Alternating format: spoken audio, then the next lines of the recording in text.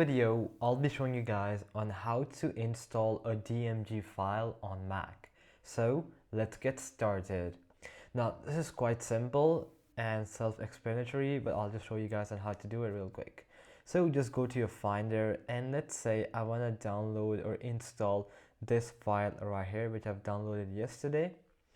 Now as you can see, it's a .dmg file, so I can just go ahead, just double click it, or I could go ahead and open with the normal disk image mounter.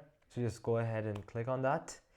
Now once you're here, what you have to do is you have to drag this thing onto applications. Now this is one of the mistakes that people make. They just double click on the app and just start using it, but if you don't drag it to applications, it's not going to be installed. So you have to drag it to applications, and obviously I've installed it yesterday, so I'm not gonna do it again. I'm just gonna click on stop, but that's what you have to do. Just drag it and then it's gonna download it, and as you can see, the file size is 1.45 GB. So this app is gonna take 1.45 GB to be copied into this application folder, and once that is done, you can just close this, and if you want, you can delete this installation file because the app is already installed. And then once that is done, you can just go to your launchpad and then you can search up the app, and this was the app that I had installed yesterday.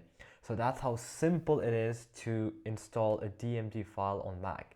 And I hope that this video has helped you out, and I'll be seeing you guys next time. Peace out.